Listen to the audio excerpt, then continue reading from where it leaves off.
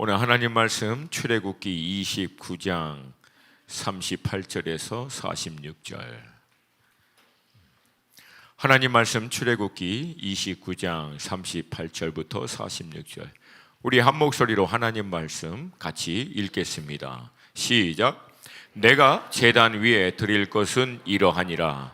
매일 1년 된 어린 양 2마리니 한 어린 양은 아침에 드리고 한 어린 양은 저녁 때에 드릴지며 한 어린 양에 고운 밀가루 10분의 1 에바와 지은 기름 4분의 1 흰을 더하고 또 전제로 포도주 4분의 1 흰을 더할지며 한 어린 양은 저녁 때에 드리되 아침에 한 것처럼 소제와 전제를 그것과 함께 드려 향기로운 냄새가 되게 하여 여호와께 화제로 삼을지니 이는 너희가 대대로 여호와 앞 회막문에서 늘 드릴 번제라.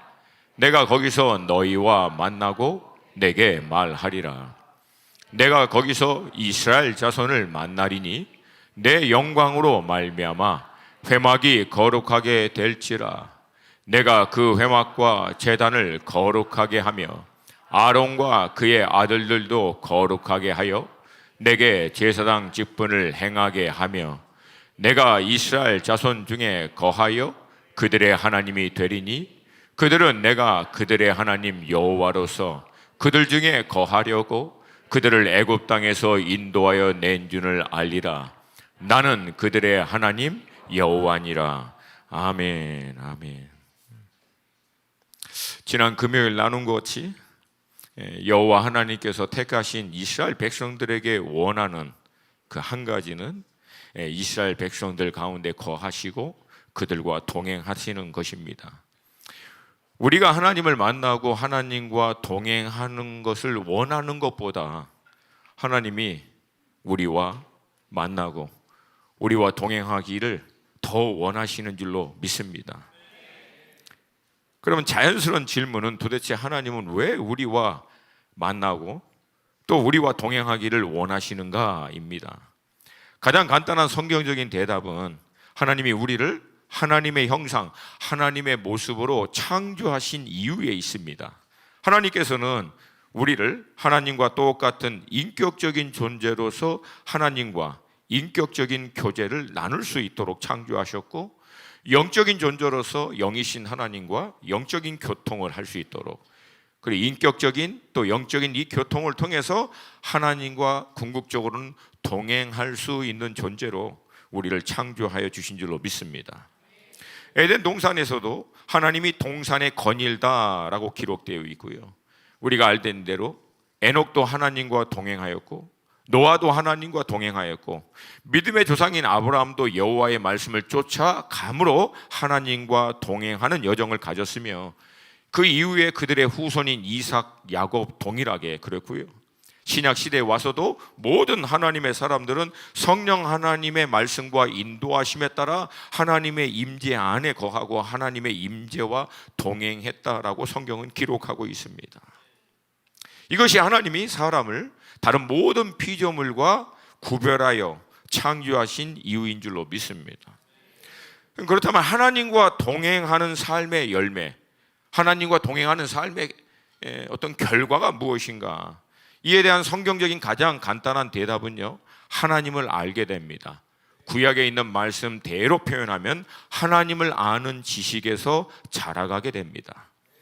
그리고 하나님을 알 때 비로소 피조물인 우리 자신의 정체성, 우리의 존재적 의미를 이해하게 되고 자신의 존재가 정확하게 누구인가를 이해될 때 비로소 우리는 무엇을 위해서 우리가 존재하고 살아야 되는 목적, 삶의 목적적인 의미도 그 안에서 온전히 발견할 수 있게 됩니다.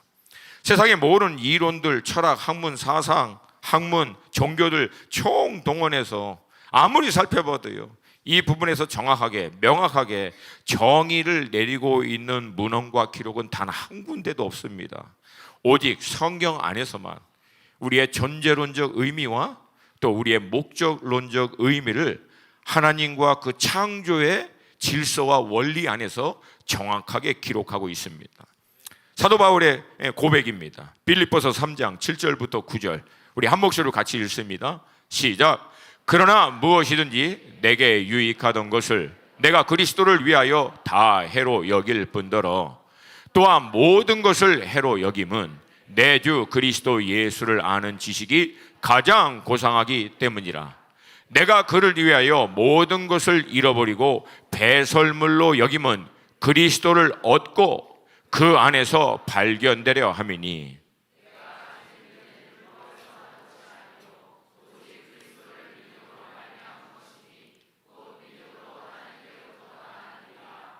아멘. 사도 바울은 그리스도를 얻었다, again Christ 그렇게 얘기합니다. 즉 그리스도를 아는 데서 자라가다가 그리스도가 자기 안에 있는 개인적 내적인 확신을 통하여 온전함, 충만함에 이르렀다라고 하는 뜻이에요. 그 결과 그리스도를 온전히 얻은 것 안에서 그리스도가 내 안에 계신 것에 대한 확신으로 말미암아 자기를 알게 하는 거예요. 그 안에서 발견된 자기의 자신, 어떠한 것이 아니라 하나님의 은혜로 말미암아 의롭다함을 받아 이 의롭다함을 받은 자녀됨으로 이제 하나님과 소통할 수 있는 자신. 할렐루야, 할렐루야. 이게 여러분과 저의 정체성인 줄로 믿습니다. 그렇다면 반대로 하나님과 동행할 수도 없고 또 하나님을 알 수도 없도록 방해하는 것은 무엇인가? 이에 대한 성경적인 대답은 간단합니다. 바로 죄입니다. 죄가 우리 가운데 행하는 일은 딱 하나입니다. 하나님과의 분리예요. 너무 복잡하게 생각하지 마세요. 죄가 이런 거 잘못 저런 잘못, 물론 그런 그 다양한 모습으로 나타나지만 결정적으로 죄가 우리 가운데 행하는 일은 딱 하나입니다. 하나님과 우리 사이를 분리시켜요. 하나님과 우리 사이를 딱 분리되면 나타나는 첫 번째 현상, 하나님이 누구신지를 모릅니다. 두 번째, 하나님을 잃어버리니까 자기 자신이 누구인지를 망각하는 거예요. 자기의 존재가 어떤 존재인지를 정확하게 이해하지 못하고 망각하다 보니까 어떻게 됩니까? 자기의 존재답게 살지 못하는 거예요. 원래 하나님이 창조하신 인간으로서의 모습을 잊어버린 거죠. 그러니까 영이 아닌 육으로 살아버리는 거예요. 하나님은 우리를 영으로 만들었는데 영적인 존재여서 영이신 하나님과 교통할 수 있는 존재로 만들었지만 영이신 하나님과 분리되고 나서 영적인 자신의 정체성을 잃어버리니까 남은 건 육분이 없는 거예요. 그래서 육신이 되었다라고 표현하고 있는 거예요. 여러분과 저는 영적인 존재인 줄로 믿습니다. 육이 된 사람들은요, 근데 자기의 존재적 의미를 뭐라고 어떻게든 그것을 증명을 해야 되니까 그들이 만든 게 이제 빅뱅 티어리 해서 우주 가운데 뱅, 그것도 겁나게 빅, 이름이 멋있지 않아요. 굉장히 단순한 이름입니다. 뱅이 한국말로 터지다 그런 뜻이에요. 빅은 크게, 그러니까 빅뱅 뭐야, 겁나게 크게 터졌다 그런 뜻이에요. 그렇게 터졌는데 거기 가운데 증명도 할 수 없고 알 수도 없는 어마어마한 작용을 절대 측량할 수 없는 수십억 년을 통과해서 먼지가 모여서 지구가 되고 어쩌다가 뭐가 어떻게 돼가지고 물이 생기고, 화성에서 왜 물을 그렇게 찾으려고 난리인지 알겠죠? 물이 있어야 생명의 근원이 나오거든. 내가 예언할게, 절대 못 찾아. 그러니까 물에서 또 가장 원시적인 그 단백질 아메바가 나오고, 그 아메바에서 눈깔 나오고 앞다리 나오고 뒷다리 나오고, 어느 날 아메바가 섰다가 땅으로 올라왔다가 나무 타고 올라가니까 원숭이가 됐다. 이게 그래서 우리 조상은 원숭이다. 여러분의 조상은 원숭이십니다. 말이 안 되잖아요. 사실 여러분, 진화론을 과학적인 관점에서 들어가더라도 이거 믿으려면 어마어마한 믿음이 필요합니다. 우리가 믿고 있는 창조의 믿음보다도 내가 보기에는 거의 100배가 대충 잡아도. 근데 사람들은 이거를 100배라고, 이거를 진리라고 얘기하고 있는 그런 이론을 내놓으면서 그들이 궁극적으로 추구하고자 하는 거, 여러분 모든 인류가 궁극적으로 추구하는 건 딱 하나입니다. 행복이에요. 행복해지고 싶어 하는 거예요. 그러면서 모든 윤리, 도덕 이런 것들을 발전시키면 인간이 궁극적으로 꿈꾸는 유토피아, 모든 사람이 행복해질 수 있는 새로운 세상을 만들 수 있다라고 주장하고, 기술과 과학을 통해서 인간의 한계인 생명의 한계를 뛰어넘고 그걸 통해서 인간에게 많은 제한적인 문제들을 해결할 수 있다고 얘기하지만, 물론 그것들을 통해서 잠시 쾌락을 누리고 풍성함과 편리한 삶을 누리는 것 같지만, 여러분, 행복은 안식에서 옵니다. 샬롬에서 와요. 그러니까 행복은 어느 날 그냥 뚝 떨어지는 게 아니라, 행복하다라고 하는 것을 우리 사람이 비로소 느낄 수 있는 조건이 있어요. 그건 뭐냐면 안식이에요. 샬롬. 그러니까 쉽게 얘기해서 이제 됐다. 이게 돼야만 궁극적인 행복을 누릴 수 있게 되는 거거든요.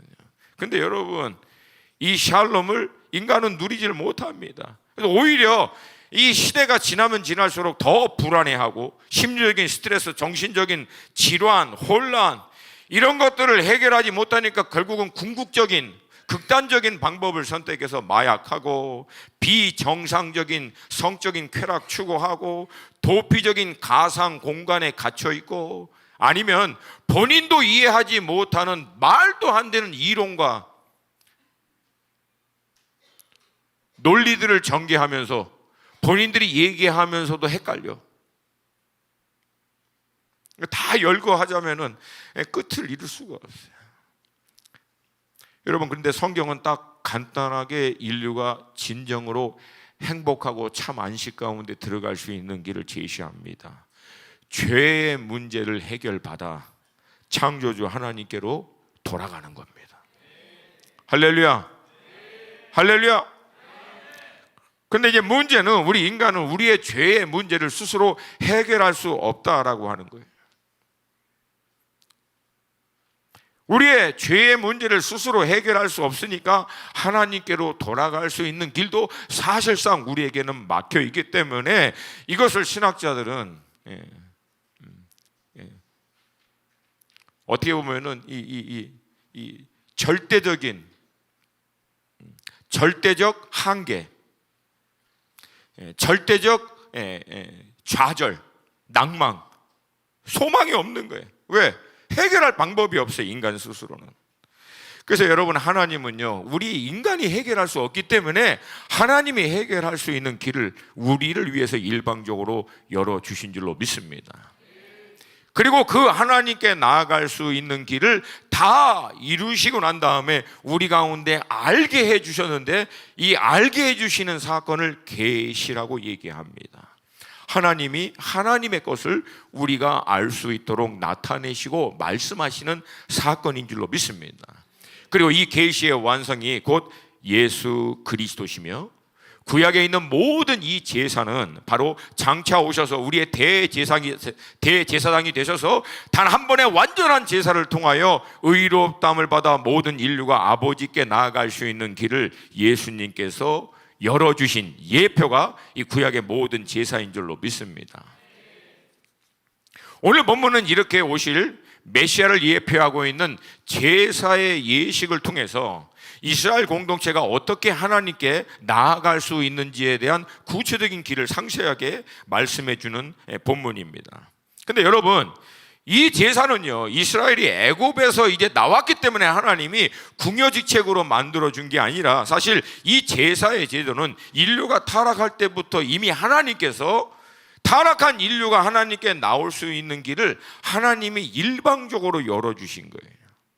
아담과 하와가 하나님께 죄를 짓자 에덴 동산에선 쫓겨난 건 맞아요. 그러나 그렇게 쫓겨났다고 해서 끊어진 게 아니라 끊어질 수밖에 없어요, 사실은. 그럼에도 불구하고 그들이 여전히 하나님께 다시 나아갈 수 있는 길을 하나님이 열어주신 게 제사의 제도라는 거예요. 그래서 아담과 하와의 두 아들인 가인과 아벨이 제사를 통해서 하나님께 나아간 겁니다. 근데 안타깝게도 이 아벨은 온전한 제사를 통해서 하나님께 나아감으로 하나님이 그 제사를 받았는데, 가인은 이 온전한 제사를 드리지 못함으로 말미암아 하나님이 그 제사를 받지 못합니다.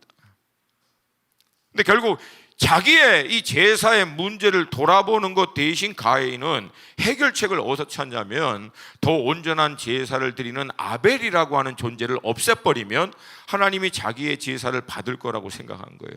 이게 여러분 모든 죄의 관점입니다. 죄의 관점은 간단합니다. 맞는 사람을 없애버리는 거예요. 맞는 방법을 없애버리는 거예요. 죄는 결국은. 감사하게도 하나님께서는 그들의 또 후손인 셋을 통해서, 셋은 태어났는데 둘째 형은 뭐 죽고 첫 번째 형은 없어져 버리고 뭐 완전히 이제 막 콩가루 집안이죠. 근데 결국은 이 셋이 깨달은 거예요. 결혼해서 아들을 낳고 뭐라고 이름을 지었냐면 에노스, 에나시라는 뜻이에요. 깨지기 쉬운, 상하기 쉬운, 참으로 연약한. 그리고 그 아들을 낳고 난 다음에 셋이 비로소 여호와의 이름을 부릅니다. 제사를 쌓고. 왜? 여호와 하나님 외에는 우리에겐 대안이 없다는 거예요. 하나님께 나아가지 않고는 우리의 모든 근본적인 문제는 해결이 안 된다는 거예요. 창세기 4장 26절 함께 읽습니다. 시작. 셋도 아들을 낳고 그의 이름을 에노스라 하였으며 그때 사람들이 비로소 여호와의 이름을 불렀더라. 아멘. 그동안은 불렀다는 거예요? 안 불렀다는 거예요? 안 부른 거예요. 근데 셋이 비로소 깨달은 거예요. 하나님이 아니면, 하나님께 돌아가지 않으면, 하나님께 접붙여지지 않으면 사람에게는 소망이 있다 없다? 없다는 거예요. 안타깝게도 여러분, 가인과 그 이후의 후손은 정확하게 나눕니다. 가인은 그러므로 여호와 앞을 떠나 나갔다고 나와요. 여호와의 앞을 떠나서 나가 스스로 성을 쌓고 그 성 안으로 들어갑니다. 그리고 그 성 안에 들어가 있는 가인의 모든 모습은 두 가지로 나타납니다. 극도의 외로움, 극도의 두려움. 두 가지예요. 그러니까 여러분, 인류는 이 외로움과 두려움의 문제를 해결하는 것이 사실 인류의 모든 발전의 양상이에요. 요거 두 가지 해결하려고. 근데 여러분, 이 외로움과 두려움을 해결할 수 있는 가장 쉬운 방법은 뭐예요? 하나님께로 돌아가는 거예요. 할렐루야. 하나님께로 돌아가는 순간 하나님께서 우리에게 주시는 말씀이 뭐라? You're not alone. 너는 혼자가 아니다. 내가 너와 함께한다. 왜? 그게 누가 간절히 원하는 거였어? 알고 보니까 하나님이 원하시는 거예요. 우리와 함께하는 거를 하나님이 원하신 거예요. 돌아가는 순간 하나님이 얘기하는 거야. 이제부터는 너는 절대 혼자가 아니야. 내가 너와 함께할 거예요. 할렐루야. 하나님께 돌아가는 순간 뭐가 떠나는 거예요? 두려움이 떠나고 비로소 우리가 원했던 샬롬, 하나님의 임재 안에 거하는 영의 상태가 샬롬입니다. 하나님의 임재 안에 거하는 영의 상태가 비로소 평강이라는 거예요. 그리고 그 평강이 이루어질 때 우리 심령의 깊은 곳에서 진정한 기쁨의 샘이 터져나오게 될 줄로 믿습니다. 할렐루야. 근데 여러분, 여기서 우리가 눈여겨봐야 할 것이 있는데, 그것은 뭐냐면 구약의 제사의 제도도, 또 이 제사가 가리키는 예수님을 믿고 구원을 받아 아버지 하나님께 나아가는 이 모든 예배의 길도 여러분 하나님이 정하십니다. 하나님의 나라에 들어갈 수 있는, 하나님께 돌이킬 수 있는 유일한 길을요 하나님이 정하신 거예요. 여러분, 우리가 믿고 있는 진리와 종교의 구분점을 잘 이해하셔야 돼요. 많은 다른 점이 있지만 가장 핵심적으로 다른 두 가지, 우리가 믿고 있는 진리와 종교의 차이 두 가지. 첫 번째, 종교는 자신들이 신이라고 부르고 있는 존재에게 나아가는 길을 본인들 스스로가 만듭니다. 그리고 자신들이 원하는 것을 얻기 위해 그 신을 섬깁니다. 근데 기독교의 진리는 하나님께 나아가는 길을 우리가 정하지 않습니다. 하나님 그분이 정하시는 거예요. 그 길을 우리에게 알게 해주시는 이 계시적 사건을 통해서 우리는 비로소 하나님께 나아갈 수 있는 길을 이해하게 되는 거예요. 알게 되는 거예요. 할렐루야. 그리고 우리가 하나님께 나아가게 되는 이유는 우리가 원하는 것을 얻기 위해서 나아가는 게 아니에요. 물론 처음에는 그렇게 보일 수 있어요. 그러나 궁극적으로 아버지 하나님의 뜻대로, 왜?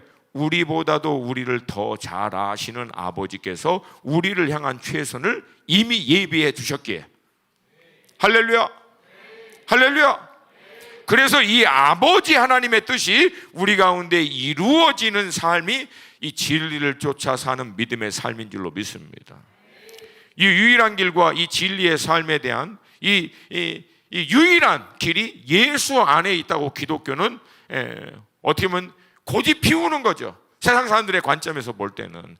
그래서 다른 모든 종교와 일반 믿지 않는 사람들은 독선적이네, 비이성적이네, 너무나 납득하기, 이해하기 어려운, 정말 말도 안 되는 편협하고 너무나 속 좁은 사람들이라고 비난합니다, 그리스도인들을 향해서. 근데 여러분, 이게요 굉장히 간단합니다. 제가 이미 몇 번 얘기했죠. 대한민국에 들어오는 법을 어느 나라가 정합니까? 너무 어렵구나. 대한민국에 들어오는 법을 대한민국이 정합니까? 일본이 정합니까? 일본에 들어가는 법을 일본이 정합니까? 중국이 정합니까? 중국에 들어가는 법을 중국이 정합니까? 미국이 정합니까?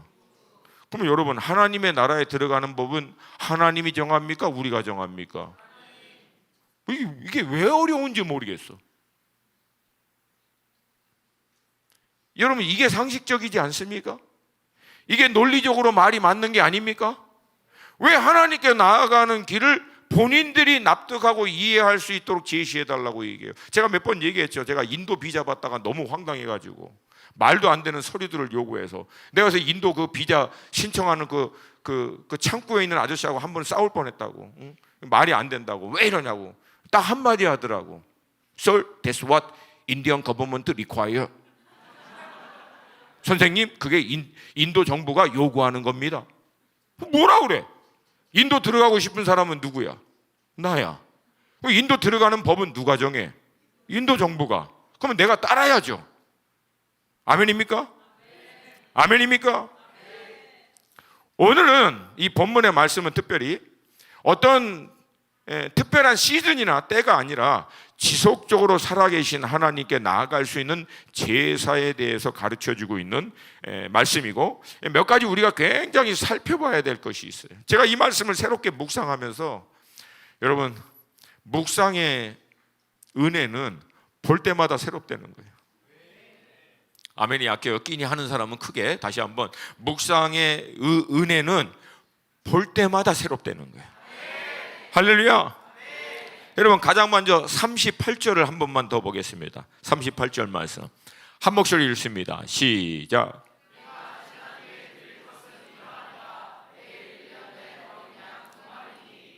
아멘. 동일한 본문을 다루고 있는 민수기 28장에서 보면 이 제사를요 상번제라고 기록하고 있습니다. 민수기 28장 3절, 민수기, 함께 읽습니다. 시작. 또 그들에게 이르라, 너희가 여호와께 드릴 화제는 이러하니 1년 되고 흠없는 순양을 매일 2번씩 상번제로 드리되.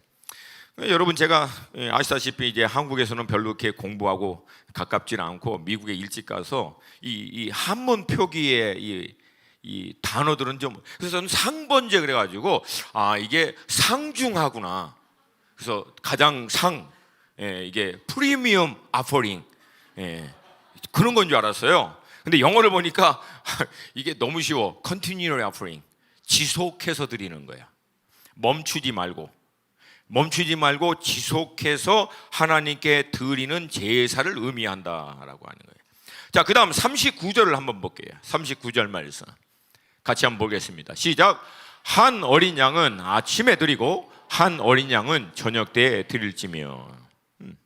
아침과 저녁 때에 한 번씩 드리는 건데, 이걸 풀이해서 얘기하면은요, 하루를 시작하면서 한 번 드리고 하루를 마치면서 또 한 번 드리는 거예요. 그러니까 제사를 드림으로 이스라엘 공동체는 하루를 시작하고요, 제사를 드림으로 이스라엘 공동체는 하루를 맞추는 거예요.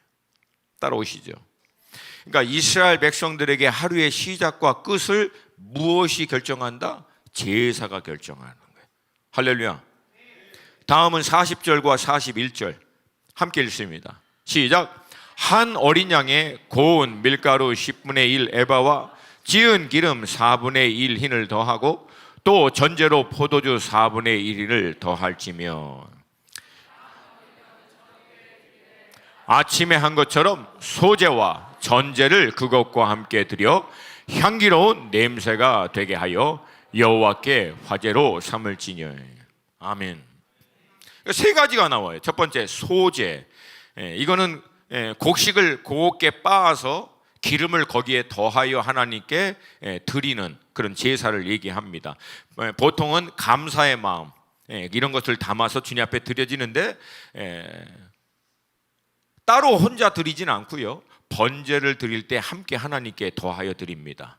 전제는 보통 이 전제가 되다라고 하는 것, 사도 바울이 디모데 후서에서 표현한 대로 이거는 붓는 거예요. 보통 포도주를 이렇게 부어서 번제와 함께 드리는 제사를 전제라고 얘기합니다. 마지막으로 앞서 설명한 대로 1년 된 흠 없는 어린 양을 태워서 드리는 이 번제를 얘기합니다. 그러니까 여러분, 하루를 시작하면서 하루를 마치면서 이 제사를 계속 날마다 드리는 거예요. 그러니까 이 제사의 의미는 이스라엘 백성들에게 간단합니다. 하나님과 하루를 함께 시작하고 하나님과 하루를 마칠 때까지 이 제사가 하나님과 동행하는 것을 나타내는 거예요. 아멘. 근데 이거를 어떻게 하라? 상번제, 멈추지 말고 지속하라. 다른 말로 하면 하나님과 동행하는 것이 멈추지 않게 하라. 여러분, 이 제사가 이제 신약 시대에 와서는 우리의 소제와 전제 그리고 번제가 되신 예수 그리스도를 나타냄을 잘 알 수 있습니다. 예수님은요, 이 모든 제사를 자신의 몸으로 단 한 번에 완전한 제사를 드림으로 하나님께 나아갈 수 있는 길을 우리 가운데 열어 주신 줄로 믿습니다. 히브리서 10장 11절과 14절, 이건 약간 좀 선포하는 마음으로 큰 목소리로 같이 읽습니다. 시작.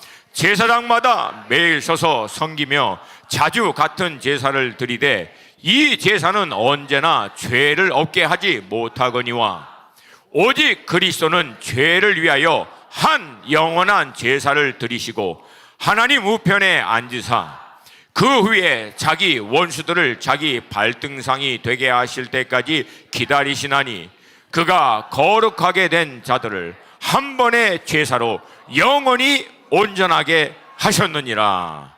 아멘. 14절 한 번만 더. 시작. 그가 거룩하게 된 자들을 한 번의 제사로 영원히 온전하게 하셨느니라. 아멘. 좌우에 계신 분하고 당신은 영원히 온전하게 되셨습니다.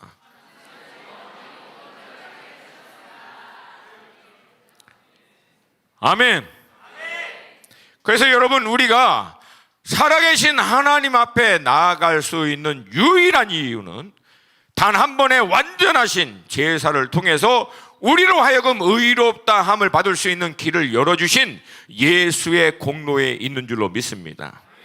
다시 강조합니다. 오늘 여러분이 이 예배에 나올 수 있는 이유는 여러분이 오늘 한 주 어떻게 착하게 살고 잘 살아서 나온 게 아니라 오늘 우리가 이렇게 살아계신 하나님을 영과 진리로 예배를 드릴 수 있는 이유는 예수께서 우리 가운데 이루신 공로를 힘입는 자들, 믿는 자들, 그 공로를 인정하는 자들, 그런 자들에게 의롭다함을 주시는 하나님의 은혜로 말미암아 우리가 아버지 하나님 앞에 나와 예배 드릴 수 있는 것인 줄 믿습니다. 그러니까 여러분, 우리의 어떠함이 하나님께 나아갈 수 있는 것을 더하거나 뺄 수 있다 없다? 다시 한번, 우리의 어떠함이 하나님께 나아갈 수 있는 우리의 자격에 뭘 덧붙이거나 뺄 수 있는 게 있다 없다? 근데 많은 성도들이 안타깝게도, 제가 좀 소리를 지르는 이유가 있어요. 제발 정신 차려서 좀 들으라고. 우리가 의롭다함을 받아서 아버지께 나아가는 것은 우리의 어떤 것도 영향을 미칠 수가 없어요. 오직 예수입니다. 오직 예수의 공로입니다. 만약에 우리가 아버지 하나님 앞에 나아갈 수 있는 공로를 조금이라도 우리 어떤 것에 더해버리면, 여러분, 이 의롭다함이 자기의 어떤 것에서부터 나온다라고 착각해버리면 사람은 딱 두 가지 실수합니다. 첫 번째, 천국과 지옥을 늘 왔다 갔다 해요. 어느 날 금요일은 나올 때 천국을 갔다 온 것처럼 나와. 왜? 한 주간 잘 살았어, 본인이 생각할 때. 착하게 말씀에 따라 그래도 괜찮게 산 것 같아. 들어올 때부터 얼굴이 달라. 막 담대하게, 막 당당하게, 막 안녕하시냐고 막 그러면서 들어와. 근데 만약에 한 주간 막 죽었어, 죄도 좀 진 것 같고, 막 운전하다가 막 열쇠켈 이것도 하고 막, 그러면 들어올 때부터 어떻게 막 기면서 와, 기면서. 눈도 마주치기 힘들어갖고 막. 그러니까 이런 성도들은요, 신앙생활 할 때 정말 힘듭니다. 왜? 목사님 어느 날 볼 때는 담대하게 목사님 안녕하세요 그러다가 어느 날은 목사님 얼굴 쳐다도 못 봐. 막 죽을 죄인인 것 같이. 어느 날은 천국이었다가 저녁에는 지옥이었다가 다음날 아침에는 다시 또 천국 됐다가, 이게 너무 왔다 갔다 해. 왔다 갔다 해. 자유케 될지어다. 그게 진리가 여러분을 자유케 하는 거예요. 할렐루야.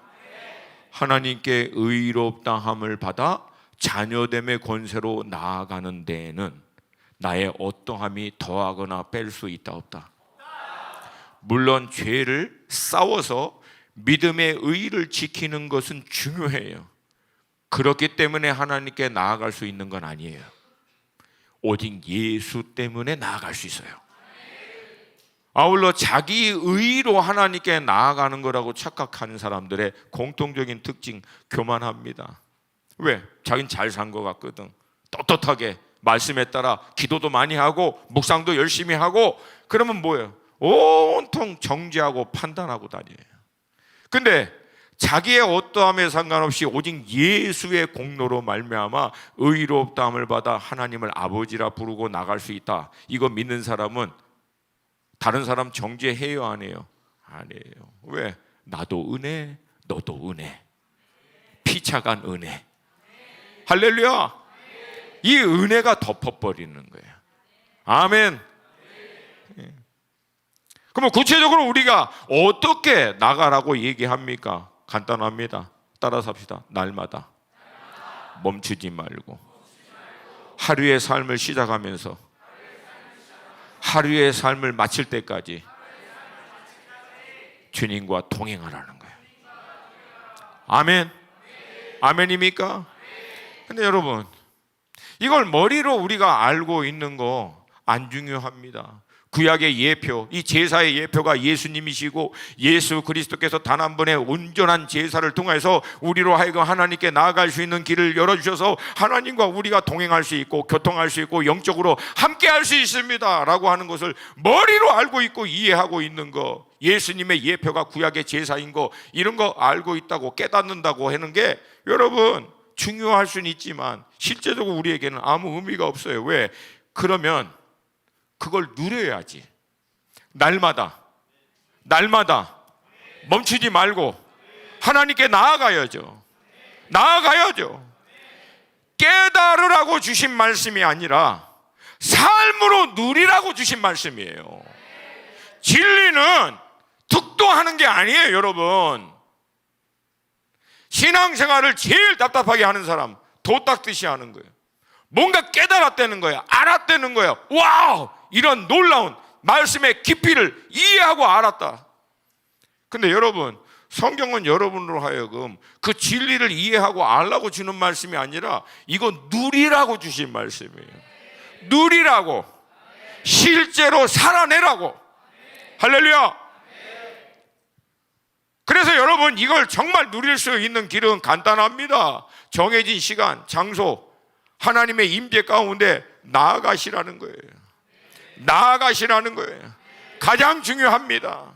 시간과 장소를 정해놓고 살아계신 하나님과 영적으로 인격적으로 교통할 수 있는 자리를 말씀이 됐던 기도가 됐던 예배가 됐던 하나님의 그 임재 가운데 머물 수 있는 시간 가운데 나아가라는 거예요. 두 번째는 그렇게 그 시간과 장소 안에서 하나님의 임재와 하나님과 영적으로 인격적으로 소통하는 그 시간에서 나올 때 제발 거기서 제한시키지 말고 삶의 실제적인 자리에까지 연장을 시키라는 거예요. 연장을 시키라는 거예요. 영성의 관건은 구별된 장소와 시간에서 누렸던 하나님의 임재를 어떻게 나머지 실질적인 삶 가운데로 확장시키느냐, 이게 영적인 관건의 핵심입니다. 이게 안 되면 돛 닦는 거야. 돛 닦는 거라고. 시간과 장소를 구별하여 영이신 인격이신 하나님과 교통하고 그 하나님을 더욱 알고 경험하고 체험하는 그 시간을 갖는 거 정말 중요합니다. 근데 그리고 난 다음 나갈 때 그 하나님의 임재, 그 임재와 교통하는 것을 함께 가지고 나가야 되는 거예요. 그래서 삶의 현장으로 그분과 계속 지속해서 멈추지 마시고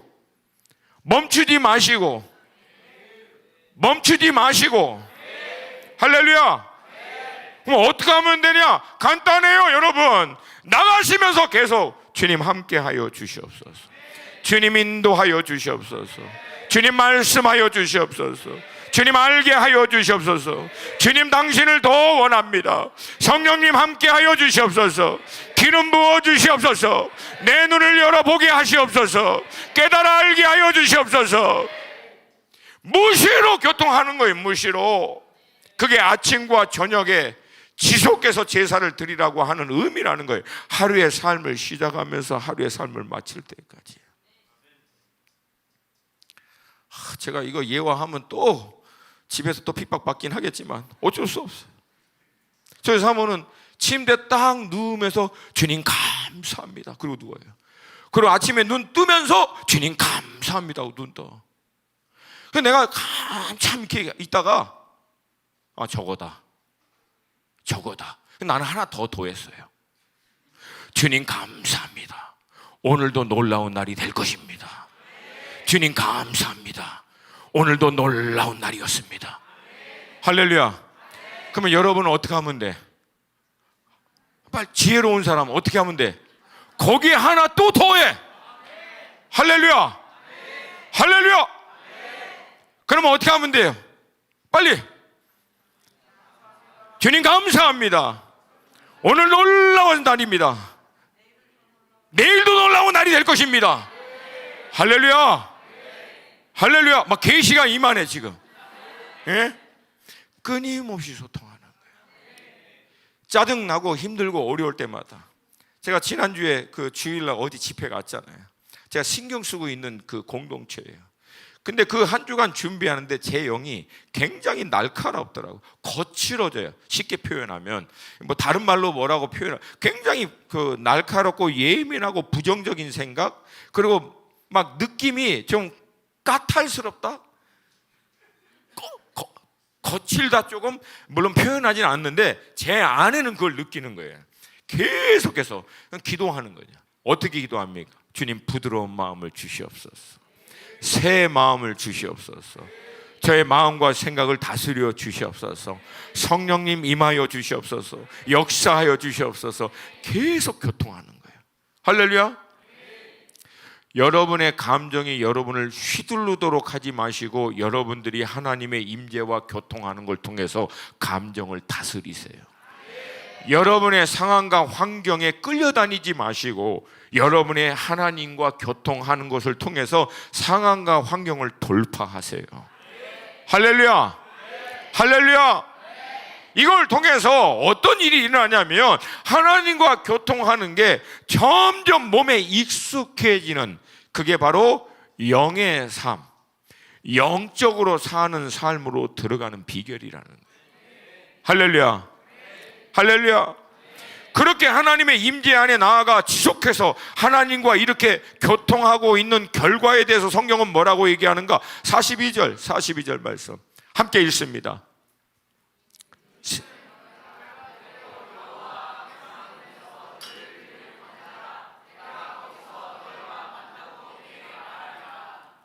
아멘. 아멘. 그러니까 하나님이 고기 드시고 싶고 빵 드시고 싶어서 제사 드리는 게 아니라 이걸 통해서 궁극적으로 하나님이 이스라엘에게 원하는 건 뭐예요? 너희들을 내가 만나고 싶다는 거예요. 너희들과 얘기하고 싶다라고 하는 거예요. 할렐루야. 할렐루야. 이걸 통해서 하나님이 이스라엘 백성들에게 어떤 계획을 갖고 계시는지, 그들을 통해서 하나님이 어떤 일을 하기를 원하시는지, 그들을 어떻게 인도하기를 원하시는지를 하나님이 말씀하여 주셔서 이스라엘 백성들로 하여금 하나님의 그 예비하심을 위하여 준비할 수 있도록. 아멘. 지금 이 시대도 마찬가지. 의롭다함을 받아 아버지 하나님 앞에 나아갈 수 있는 우리는 그 살아계신 하나님을 만날 수 있으며 소통할 수 있고, 그 아버지께서 우리를 위하여 예비하신 그 온전한 길을 인도하심 받을 수 있는 줄로 믿습니다. 또한 그 길을 나아갈 때 필요한 모든 것들을 공급하여 주실 줄로 믿습니다. 그렇게 살 때 비로소 우리 영이 샬롬을 누리는 거예요. 하나님의 인도하심을 쫓아갈 때, 그리고 그 샬롬 안에서 진정한 조이, 기쁨을 누리는 거예요. 할렐루야, 할렐루야. 근데 이것을 어떻게 알아? 상번제, 멈추지 말고 지속하라. 멈추지 말고 지속하라. 멈추지 말고 지속하라. 멈추지 말고 지속하라. 그렇게 지속하게 되면 나타나는 현상이 있어요. 그렇게 지속하게 되면 반드시 따라오는 결과가 있다는 거예요. 43절 44절 말씀 같이 읽습니다. 시작. 내가 거기서 이스라엘 자손을 만나리니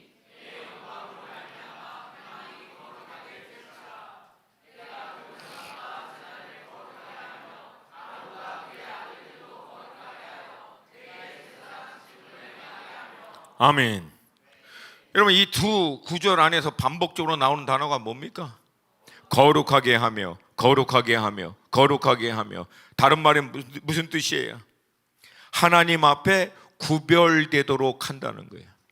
풀어서 얘기하면 원래 하나님이 의도했던 모습으로 회복시키겠다고.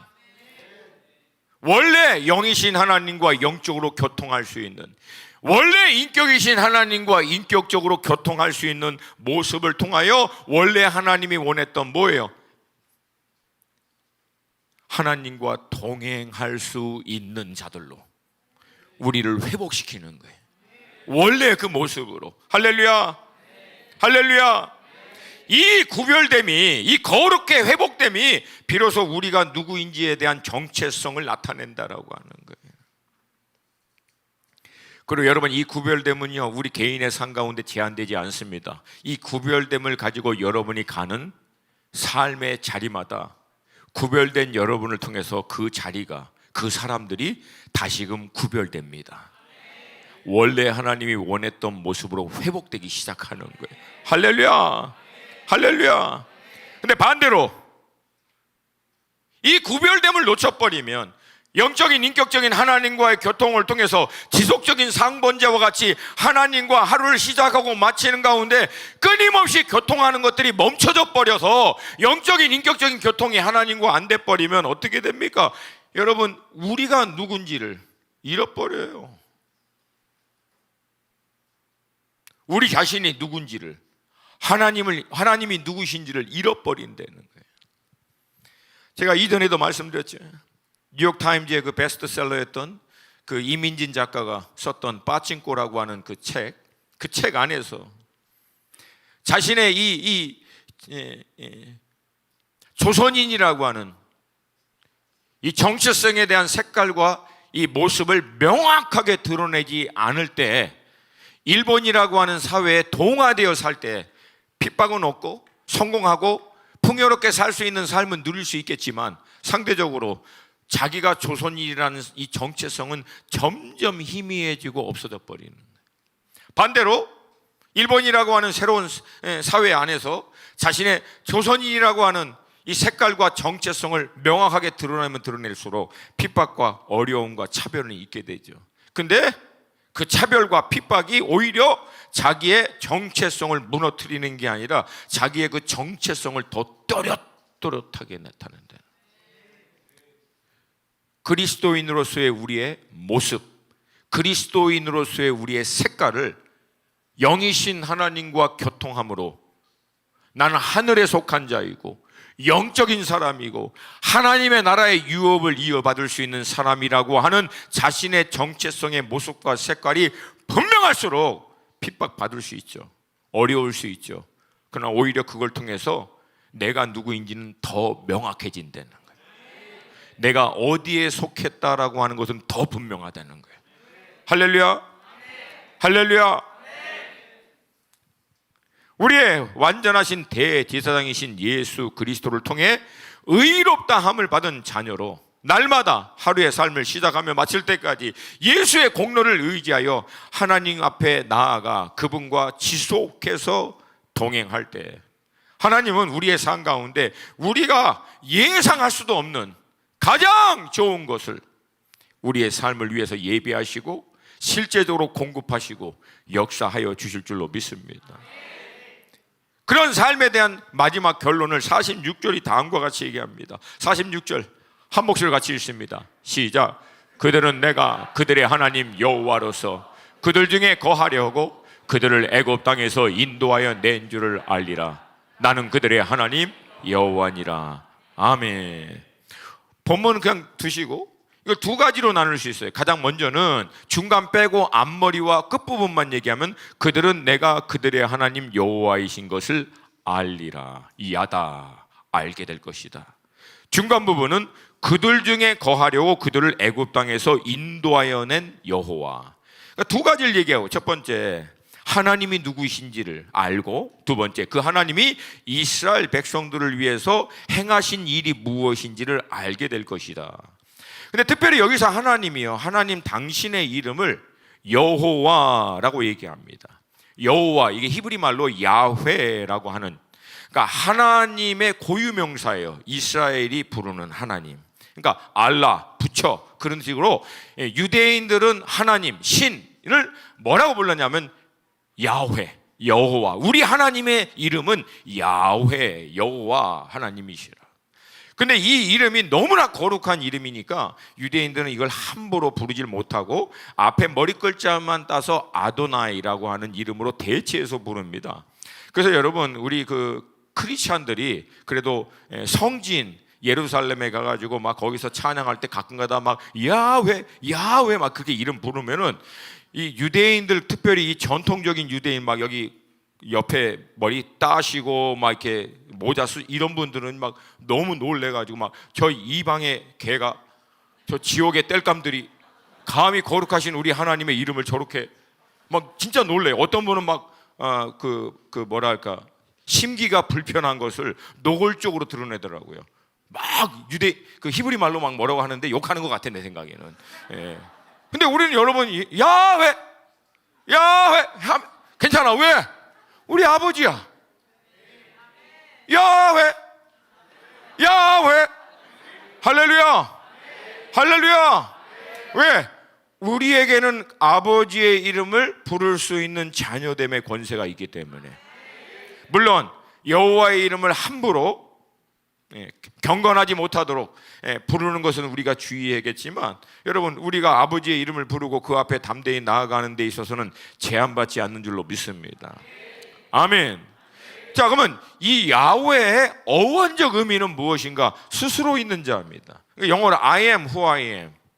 그러니까 여러분, 우리가 알다시피 모세가 이제 떨기나무 가운데, 이제 불꽃 가운데 계시는 여호와 하나님 앞에 나아가서 하나님의 말씀을 듣습니다. 그리고 하나님께 물어요. 아니, 나를 보냈는데 만약에 이스라엘 백성들이 네가 보낸 하나님의 이름이 뭐냐고 하면 내가 뭐라고 얘기합니까? 하나님의 이름을 뭐라고 얘기하면 됩니까? 그때 하나님이 얘기하시는 거예요. I am who I am.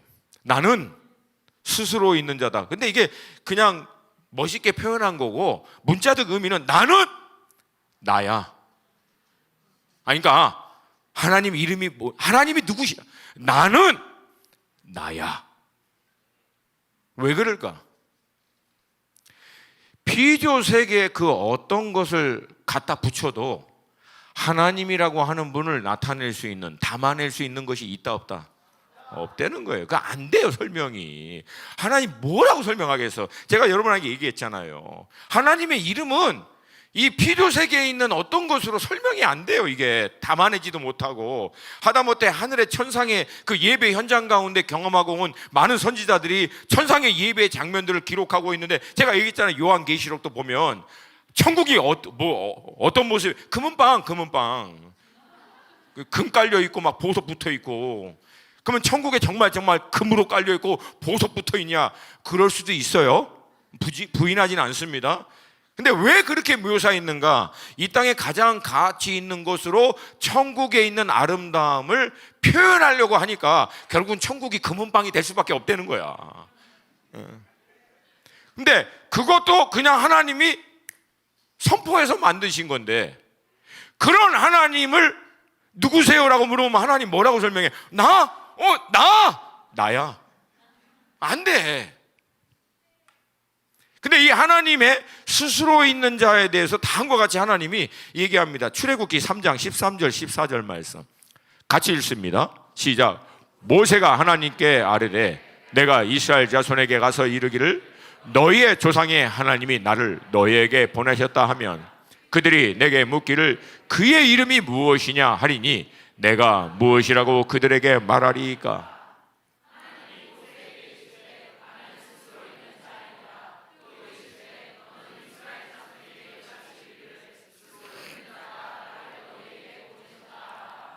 아멘. 그리고 이어서 하나님은요, 스스로 있는 자의 이름을 15절에서 설명해 줍니다. 15절 말씀 시작.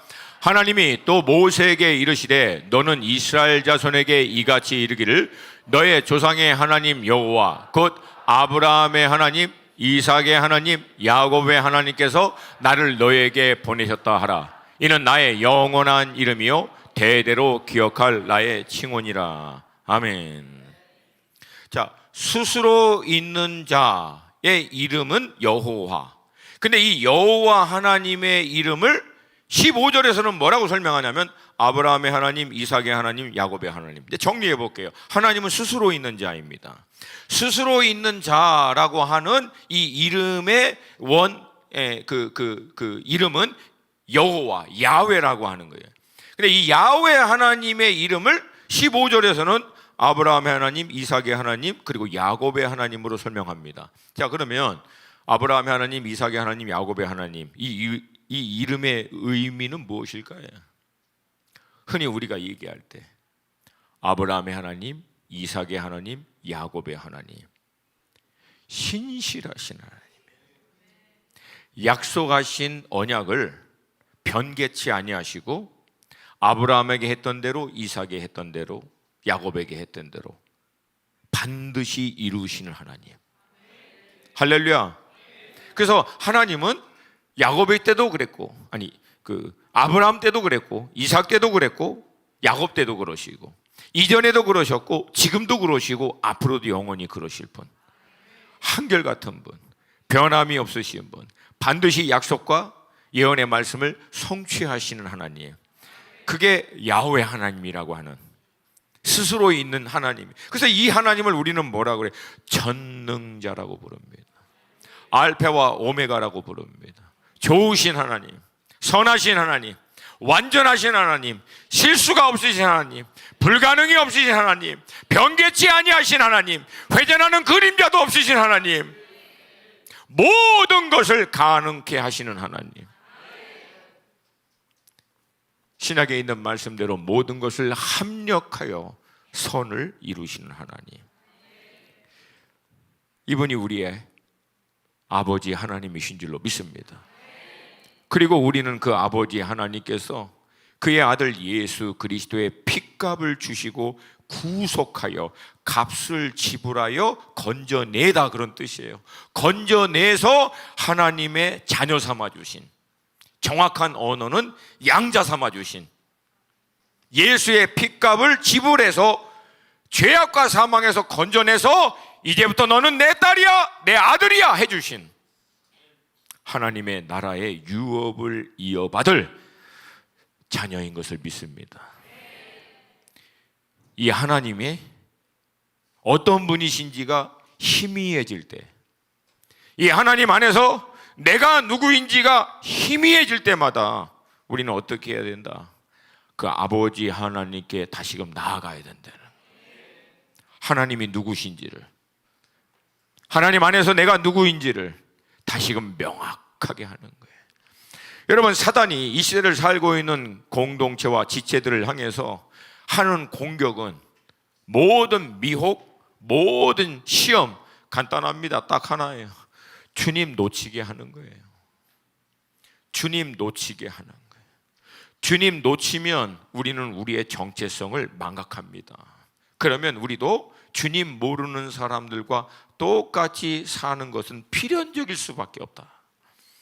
그러니까 여러분, 모든 시험과 모든 미혹은 어떻게 하든 우리로 하여금 주님 놓치게 만드는 거예요. 그러니까 신앙은 그러니까 반대로 하여튼 뭐가 어떻게 되든 주님께 꽂는 거예요. 주님 놓치지 않는 거라고. 그러니까 신앙은 뭐가 어떻게 되든 하여튼 무조건 주님 놓치지 않는 거예요.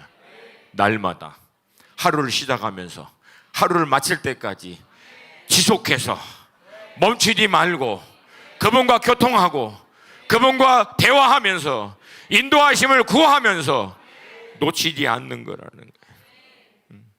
이거 놓치면 여러분 우리는 아무것도 남는 게 없는 인생이 돼버린다. 그래서 사랑하는 여러분, 주님의 이름으로 도전 드립니다. 날마다 멈추지 마시고 예수 그리스도 공로를 힘입어 아버지 하나님 앞에 나아가 아버지가 누구신지, 그 아버지 안에서 내가 누구인지 날마다 명확하게, 더 명확하게, 더 분명하게, 어느 수준까지? 내 안에 하나님이 충만할 때까지. 사도 바울의 고백과 같이 내가 예수를 얻었다라고 할 만큼 이제 하나님의 임재가 내 안에 그 어떤 것보다도 가장 확실할 때까지 하나님 당신을 내게 더 알게 하여 주시옵소서. 하나님 당신으로 나를 더 충만케 하여 주시옵소서. 앞으로 DSM 시간대는 안 오지만 다윗이 골리앗을 돌파할 수 있었던 이유는 딱 하나입니다. 골리앗이라고 하는 세상 끝판왕, 그 존재보다도 더 강력한 내적인 하나님에 대한 확신, 골리앗보다도 자기 안에 더 강력하고 분명한 하나님 임재에 대한 확신, 이게 있으니까 돌파하는 거예요. 할렐루야, 할렐루야, 할렐루야. 여러분 가운데 이 돌파가 있기를 축복합니다.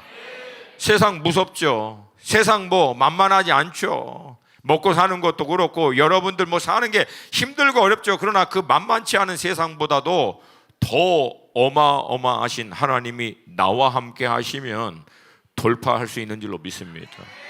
할렐루야, 할렐루야. 그리고 그 하나님은 우리 가운데 친히 함께 동행하여 주시면서 우리가 나아가야 할 길을 제시하여 주시옵시고 우리의 구체적인 부르심의 소명이 무엇인지를 깨달아 알게 하시고 그 길을 나아갈 때마다 필요한 모든 영적인 은사와 좋은 것을 공급하여 주시는 분이신 줄로 믿습니다. 이 하나님과 동행하는 삶이 이곳에서부터 시작해서 열방에까지 나아갈 때 여러분, 그렇게 하나님과 동행하는 사람을 통해서 영혼들은, 잃어버린 영혼들은 결국은 우리 안에서 우리와 동행하고 계신 하나님의 임재를 보게 됩니다. 그게 아브라함의 상 가운데 있었고 믿음의 조상들의 상 가운데 있었기에 믿지 않은 그들도 결국은 하나님의 임재가 함께하고 있는 인생 가운데 있는 은총, 하나님의 역사, 하나님이 행하시는 일들을 결국은 보고 그들과 동맹을 맺자라고 얘기할 만큼 하나님의 살아계시고 역사하심이 여러분과 제 삶 가운데 온전히 나타날 수 있기를 주님의 이름으로 축복합니다. 아멘. 이 시간 우리 다 함께 좀 자리에서 일어나시겠습니다.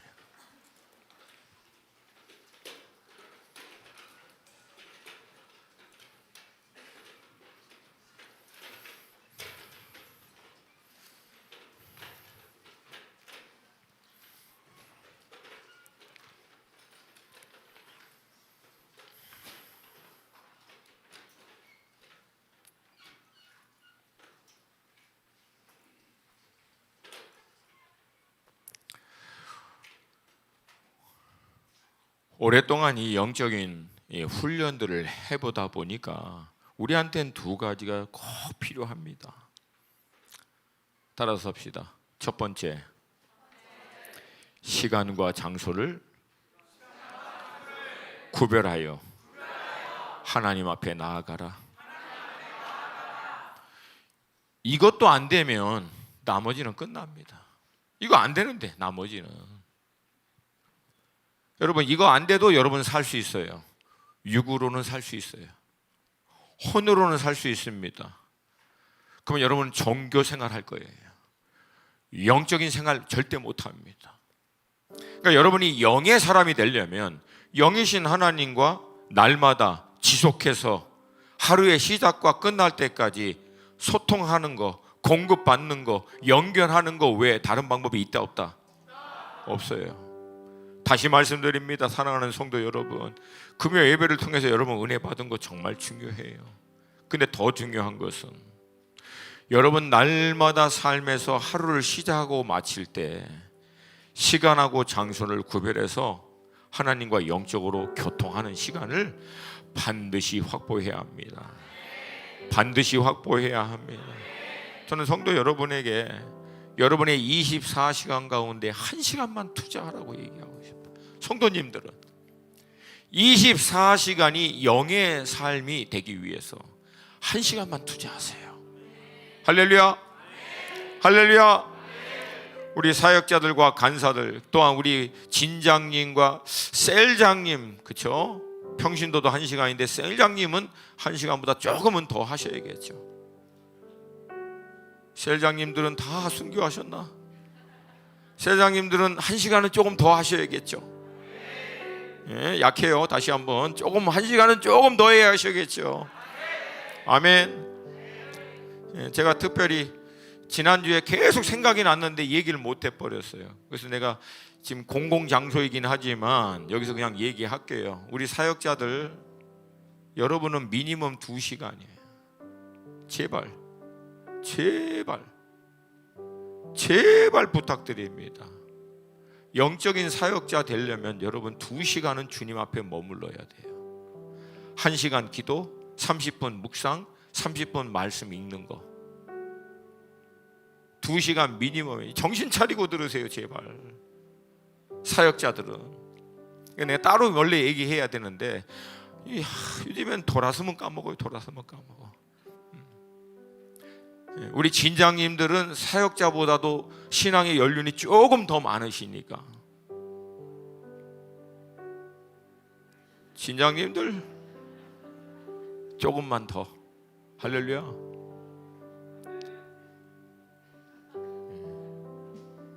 다시 한번 조금만 더. 할렐루야. 예, 맞습니다. 전 여러분에게 부담 드리는 거예요. 근데 이 작은 부담이 여러분의 영을 살립니다. 다른 방법 없어요. 그리고 두 번째가 있어요. 그렇게 그 시간과 장소에서 주님과 깊은 교통을 하고 난 다음 거기서 주님의 임재를 두고 나오지 마시고 제발 주님 됐습니다, 수고하셨습니다, 이제 거기서 쉬세요 하고 나가시지 마시고 제발 그 주님의 임재와 함께 이제 동행하세요. 어떻게? 주님 도와주세요. 주님 인도해 주시옵소서. 주님 제게 은혜 부어 주셔야겠습니다. 성령의 기름 부으심으로 임하여 주시옵소서. 무시로 계속 교통하는 거예요. 할렐루야, 할렐루야. 여러분 정말 죄송해요. 정신 차리고 들으셔야 돼요. 내 영이 내 마음과 생각과 중심이 누구와 교통하느냐가 여러분 인생을 결정합니다. 누구와 교통하고 있느냐가 여러분 인생을 결정합니다. 온통 세상과 교통하고 있고 세상의 메시지 듣고 세상에 있는 것들 보고 온통 혼과 육에 있는 사람들과 관계하고 그걸로만 여러분이 하루의 삶을 시작하고 마치면 여러분 그 혼과 육이 여러분의 인생을 결국은 다스리게 돼요. 그건 어쩔 수 없잖아요. 그것은 온통 거기에만 내가 꽂혀 있는데 영의 사람이 되려면 영이신 하나님과 교통하셔야 돼요. 무시로 깨어서 때로 안 될 때는 내 영혼아 깨어날지어다. 하나님을 바라볼지어다. 제가 오래전에 우리 선교사님한테 들은 거예요. 본인이 이제 직접 얘기한 거니까. 나름대로 베테랑 선교사고, 그 나라 언어로 막 이렇게 이제 사역도 막 할 수 있는 분인데, 근데 그 나라가 워낙에 이 에티켓이나 뭐 이런 것들이 없고 막무가내고 하니까 가끔가다는 이 선교사님도 막 화가 난 거예요. 근데 이게 이제 쌓이고 쌓이다가 어느 날 터져버린 거예요. 택시기사가 자기가 거기서 10몇 년을 넘게 살았는데도 바가지 요금도 말도 안 되게 씌우는 거예요. 그래갖고 그것 때문에 막 싸우는데 나중에는 막 욕하고 막 그러니까 이분이 이제 전문 용어로 뚜껑이 열린 거예요. 그래서 그냥 똑같이 현지의 그 능숙한 언어로 현지인들과 같이 막 육두 문자 써가면서 막 하다가 나중에는 막 그냥 열받아갖고 택시 사이드 미러를 발로 차면서 막 뭐라고 했더니 이제 현지인이 막 그 놀래가지고 무서워가지고 막 그러고 그냥 확실하게 다시는 그렇게 바가지를 못 씌우게 딱 하고 가벼운 마음으로 집에 딱 돌아와서 앉아서 소파에 있는데 갑자기 내 안에서 자기 안에서 갑자기 자기 자아가 스스로 자기에게 물어보더래. 너는 누구니? 너는 여기서 뭐 하고 있니? 소스라치게 놀란 거야. 나는 누구지? 나 여기서 왜 이러고 살지? 깨달은 거야. 왜? 연결이 안 되니까 어느 순간 자기가 누군지 정체성이 흐릿흐릿해지다 보니까 현지인하고 똑같이 말하고 혈기왕성하게 사이드 미러 발로 차버리고 싸이다. 혼과 육은 시원한데 알고 보니까 영이 주무시고 계신 자신을 발견. 그 자리에서 무릎 꿇고 다시 기도하면서 회개하면서 하나님, 나 누굽니까? 나 여기서 내가 왜 살고 있습니까? 여러분 누구세요? 여러분 이 땅에 왜 살고 계십니까?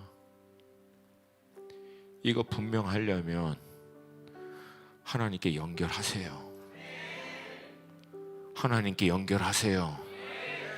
이거 놓치면 우리 내가 누군지도 무엇을 위해서 이 땅에 사는 자인지도 놓쳐버리고 하나님을 모르고 자기 정체성도 모르고 방황하고 있는 세상 사람들과 똑같이 작은 이익 때문에 손해보는 것 때문에 불편한 것 때문에 이것 때문에 세상 사람들하고 똑같이 싸우는 아웅다웅하는 우리 자신을 발견할 수밖에 없다라고 하는 거예요.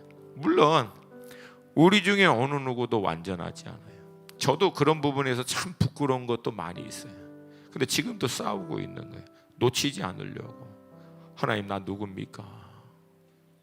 이번 한 주 계속 그 질문을 했거든요. 그래서 이제 십덕이 나온 거예요. 너는 양치는 개다. 와, 양치는 개군요. 제가 양치는 개군요. 제가 뛰는 건 자신 있습니다. 하나님, 뛰는 거는. 근데 뛰되 목자이신 주님 놓치지 않고 뛰게 하여 주시옵소서. 이거 놓치면 우리 끝납니다. 제가 이걸 얘기했잖아요. 그래서 하나님께 스위치 꽂으라고. 할렐루야. 다 함께 두 손가락. 유치한 거 알아. 나도 50 중반이야. 나도. 근데도 하는 거예요. 왜? 이걸 각인시켜야 되거든. 하나님께 다 꽂습니다. 할렐루야. 할렐루야. 그러면 승리하게 될 줄로 믿습니다. 그러면 승리하게 될 줄로 믿습니다.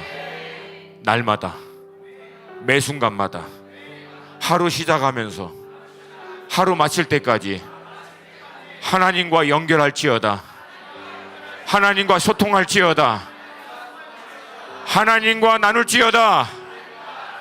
하나님과 동행할지어다. 내 영혼아 깨어날지어다. 내 영혼아 깨어날지어다. 하나님, 저는 영의 사람입니다. 영의 사람입니다. 영의 사람입니다. 영의 사람으로 살게 하여 주시옵소서. 동의하십니까? 동의하십니까? 날마다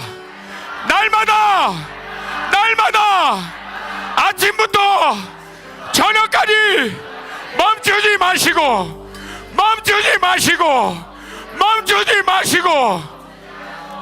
하나님과 동행하시는 여러분과 제가 되기를 원합니다. 그런 우리를 통하여 하나님의 임재가 나타나게 될 것이고 하나님의 영광이 나타나게 될 줄로 믿습니다.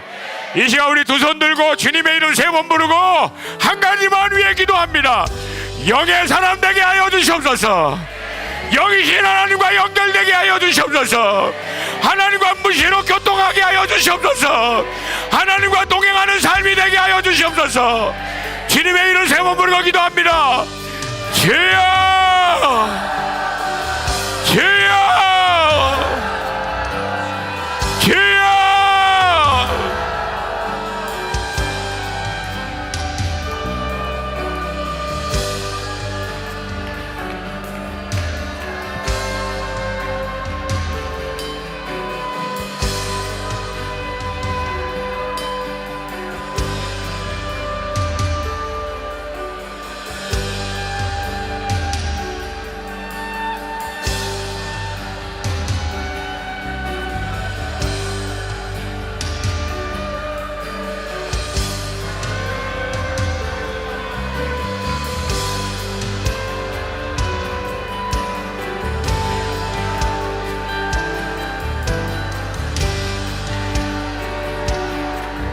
머뭇거리지 마시고 그냥 믿음으로 선포하세요. 하나님, 나는 영의 사람입니다. 살아계신 하나님과 교통하는 사람입니다. 하나님의 나라의 유업을 이을 자입니다. 무시로 내 영이 깨어있게 하여 주시옵시고 영이신 하나님과 소통하는 자 되게 하시고 하나님과 동행하는 사람 되게 하여 주시옵소서. 주님의 이름 한 번만 더 부릅니다. 주여,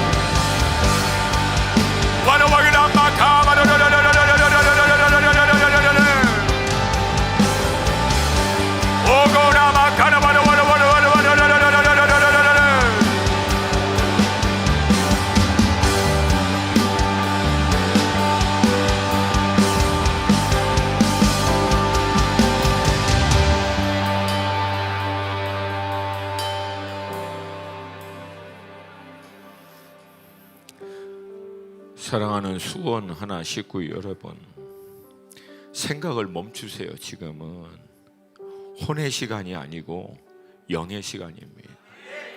생각하지 마세요. 지금은 혼은 계속 생각하게, 논리적으로, 이론적으로, 합리적으로. 근데 지금은 그 시간이 아니에요. 그러니까 여러분, 이때는 여러분의 생각을 공백화시키라고 했잖아요. 멈추라고 잠깐.